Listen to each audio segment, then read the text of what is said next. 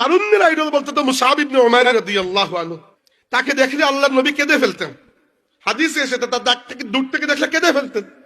বলতেন এই যুবককে আমি সেই দিন থেকে চিনি যখন সে বাজারে আসলে আগে থেকে বলা যেত সে বাজারে এসে। তার জন্য আলাদা করে কাপড় সেলাই করে আনা হতো। আরবের সবচেয়ে ভালো ভালো খাবার তার প্লেটের সামনে থাকতো। আর আজকে আমার কারণে, আমার উপর ঈমান আনার কারণে তাকে একটা বস্তা পরে লজ্জাস্থান থেকে হাঁটতে হচ্ছে। উহুদের যুদ্ধে তাকে নির্মম ভাবে শাহাদত করানো হয়েছে, খুবই নির্মম ভাবে। তার এক হাত যখন কাটা হয়েছে, তিনি তখন ইসলামের কালিমার পতাকাটি পড়তে দেন নাই, অন্য হাতে নিয়ে নিয়েছেন। ওই হাত যখন কাটা হয়েছে, দুই হাতের কাটা অংশ দিয়ে আল্লাহর কালিমার পতাকা বুকের সাথে জড়িয়ে ধরেছেন। এরপরে যখন তিনি শহীদ হয়েছেন, তার দেহের মধ্যে অন্তত পক্ষে 17-18টা, কি কোনো বর্ণনা আছে 30টার উপরে তরবারি এবং বর্ষার আঘাত পাওয়া গেছে। সাহাবা কেরাম পরবর্তীতে যখন তাদেরকে কবরস্থ করবেন, রাসূল সাল্লাল্লাহু আলাইহি ওয়াসাল্লাম জানাজা করলেন সবার। শহীদদের তো গোসল কাফনের প্রয়োজন হয় না, শুধু জানাজা করলেন। জানাজা করার পরে, জানাজা করার আগে সাহাবীরা এসে বলেন, ইয়া রাসূলুল্লাহ, এখন শহীদদেরকে আমরা যে কবরস্থ করব, মুসআব ইবনে উমাইরের বিষয়টা হচ্ছে, মুসআব ইবনে উমাইরের শুধু মাত্র একটা লজ্জাস্থান ঢাকার মতো চটের বস্ত্র আছে। ওইটা উপরের দিকে টান দিলে নিচের দিকে সতর খুলে যায়, আর নিচের দিকে টান দিলে উপরের দিকে সতর খুলে যায়। এই একটাই তার জীবনের কাপড়, একটাই। আমি এগুলো কথা বলছি, এগুলো আমার মুখ থেকে সাজানো না, আসলে আমাদের মতো মানুষের মুখ থেকে সাজে না। তবুও বলছি, লুম সামলাতে পারছি না, এই জন্য বলছি, আল্লাহর কসম করে বলছি, এরকম কোনো কিছুই আমরা জীবনে করতে পারি নাই। খামোখা মুসলমান হয়ে বসে আছি, কিন্তু এদের কথা বললেও তো মনে শান্তি লাগে।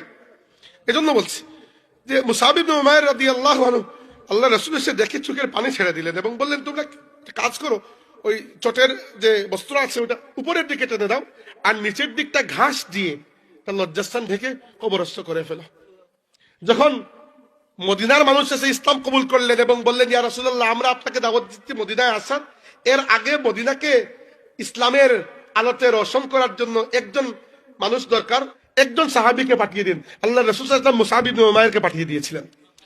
এক বছরে মুসআব ইবনে উমাইরের দাওয়াতে মদিনার প্রত্যেকটা ঘরে ঘরে আল্লাহর কালাম প্রবেশ করেছিল, আল্লাহর দ্বীন প্রবেশ করেছে। সেই হচ্ছেন মুসআব ইবনে উমাইর, তারুণ্যের আইডল।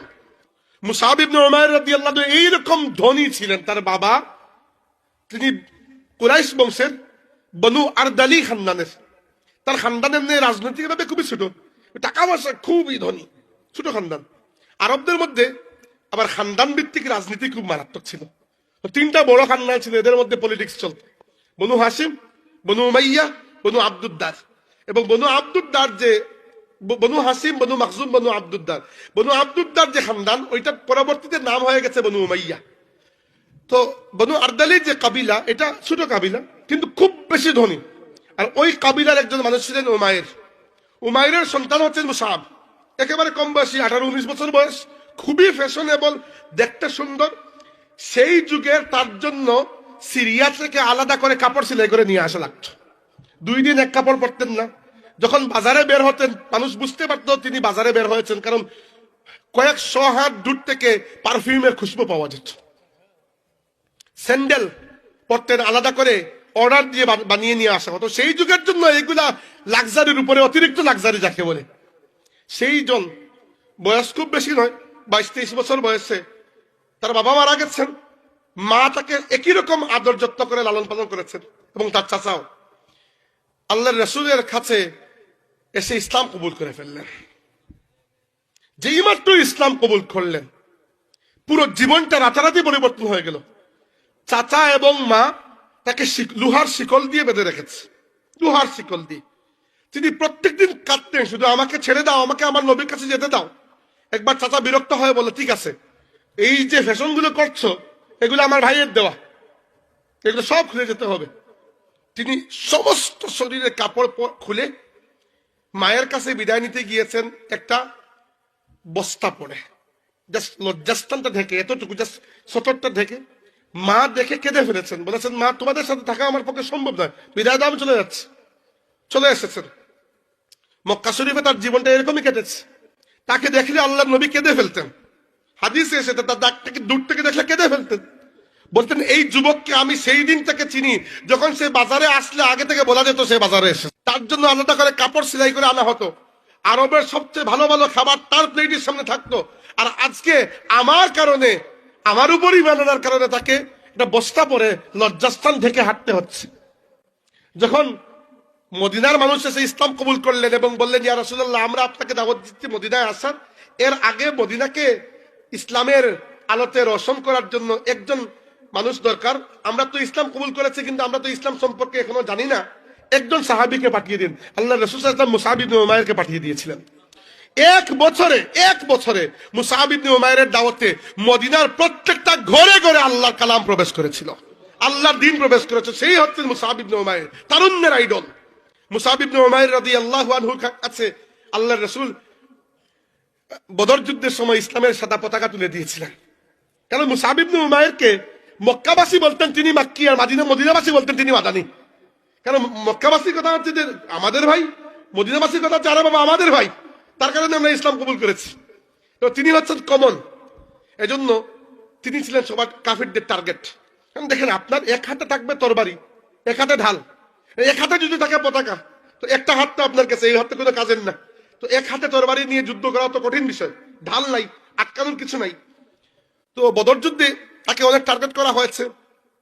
উহুদের যুদ্ধে তাকে নির্মম ভাবে শাহাদত বরণ করানো হয়েছে, খুবই নির্মম ভাবে। তার এক হাত যখন কাটা হয়েছে, তিনি তখন ইসলামের কালিমার পতাকাটি পড়তে দেন নাই, অন্য হাতে নিয়ে নিয়েছেন। ওই হাত যখন কাটা হয়েছে, দুই হাতের কাটা অংশ দিয়ে আল্লাহর কালিমার পতাকা বুকের সাথে জড়িয়ে ধরেছেন। এরপরে যখন তিনি শহীদ হয়েছেন, তার দেহের মধ্যে অন্তত পক্ষে 17-18টা, কি কোনো বর্ণনা আছে 30টার উপরে তরবারি এবং বর্ষার আঘাত পাওয়া গেছে। সাহাবায়ে কেরাম পরবর্তীতে যখন তাদেরকে কবরস্থ করবেন, রাসূল সাল্লাল্লাহু আলাইহি ওয়াসাল্লাম জানাজা করলেন সবার। শহীদদের তো গোসল কাফনের প্রয়োজন হয় না, শুধু জানাজা করলেন। জানাজা করার পরে, জানাজা করার আগে সাহাবীরা এসে বলেন, ইয়া রাসূলুল্লাহ, এখন শহীদদেরকে আমরা যে কবরস্থ করব, মুসআব ইবনে উমাইরের বিষয়টা হচ্ছে, মুসআব ইবনে উমাইরের শুধু মাত্র একটা লজ্জাস্থান ঢাকার মতো চটের বস্ত্র আছে, ওইটা উপরের দিকে টান দিলে নিচের দিকে সতর খুলে যায়, আর নিচের দিকে টান দিলে উপরের দিকে সতর খুলে যায়। এই একটাই তার জীবনের কাপড়, একটাই। আমি এগুলো কথা বলছি, এগুলো আমার মুখ থেকে সাজেও না, আসলে আমাদের মতো মানুষের মুখ থেকে সাজে না, তবুও বলছি, লুম সামলাতে পারছি না, এই জন্য বলছি, আল্লাহর কসম করে বলছি, এরকম কোনো কিছুই আমরা জীবনে করতে পারি নাই, খামোখা মুসলমান হয়ে বসে আছি। কিন্তু এদের কথা বললেও তো মনে শান্তি লাগে, এজন্য বলছি যে মুসআব ইবনে উমাইর রাদিয়াল্লাহু আনহু আল্লাহ রাসূল এসে দেখে চোখের পানি ছেড়ে দিলেন এবং বললেন, তোমরা কাজ করো, ওই চটের যে বস্ত্র আছে ওটা উপরের দিকে টেনে দাও, আর নিচের দিকটা ঘাস দিয়ে তার লজ্জাস্থান ঢেকে কবরস্থ করে ফেলো। হামজা রাদিয়াল্লাহু আনহু, আব্দুল্লাহ ইবনে জাহাশ রাদিয়াল্লাহু আনহু আর মুসআব ইবনে উমাইর রাদিয়াল্লাহু আনহুকে একই কবরে কবরস্থ করা হয়েছে। উহুদের ময়দানে এখনো গেলে শুহাদায়ে উহুদে তাদের কবর আপনি জিয়ারত করে আসবেন। এবং শহীদদের ব্যাপারে আমরা জানি, ওয়ালা তাহসাবান্নাল্লাযীনা কুতিলু ফি সাবিলিল্লাহি আমওয়াতা বাল আহইয়াউন ইনদা রাব্বিহিম বাল আহইয়াউন ওয়ালাকিন লা তাশউরুন, যারা আল্লাহর রাস্তায়, বাল আহইয়াউন ইনদা রাব্বিহিম ইরযাকুন, যে আয়াত তিলাওয়াত করেছে সূরা আলে ইমরানের, আল্লাহ রাব্বুল আলামিন বলেছেন, যারা আল্লাহর রাস্তায় কাতল হয়েছে এদেরকে মৃত মনে করো না, এরা জীবিত, তাদের রবের কাছে এরা রিজিক প্রাপ্ত হচ্ছে।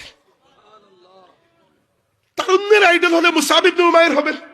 এমনকি মক্কায় যে সকল সাহাবায়ে কেরাম জুলুম নির্যাতনের শিকার হতেন, খাব্বাব রাদিয়াল্লাহু আনহু, বিলাল রাদিয়াল্লাহু আনহু, এরা পরবর্তীতে অনেকেই দীর্ঘ জীবন পেয়েছেন, আল্লাহর রাসূলের দুআও পেয়েছেন, এবং ইন্তেকাল করার আগ পর্যন্ত সমাজে ভালো অবস্থান নিয়ে ইন্তেকাল করেছেন। মানে এমনও সাহাবী আছেন যারা সন্তান এবং নাতি নাতনি সহ প্রায় 100 জনের পরিবার রেখে গেছেন, অনেক সম্পদ হয়েছে, রাষ্ট্রীয় দায়িত্ব পালন করেছেন, কোনো জায়গায় গভর্নর হয়েছেন, একমাত্র মুসআব ইবনে উমাইর ছাড়া। এই জন্য বাকি সাহাবীরা কাঁদতেন যারা মক্কায় নির্যাতিত হয়েছিলেন, যে আমরা যারা মক্কায় নির্যাতিত হয়েছি, তারা দুনিয়াতে এর একটা ফলাফল তো ভোগ করেছি।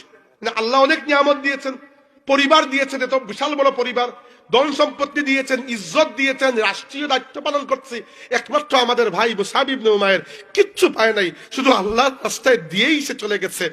আমরা মনে করি, সাহাবায়ে কেরাম বলতেন, আমরা মনে করি যে আমরা হয়তো আখিরাতে আমাদের প্রাপ্তিকে ছোট করে ফেলেছি দুনিয়াতে পেয়ে, আর আমাদের ভাই মুসআব তার সমস্ত প্রাপ্য আল্লাহর কাছে আমানত থেকে আল্লাহর কাছে চলে গেছে।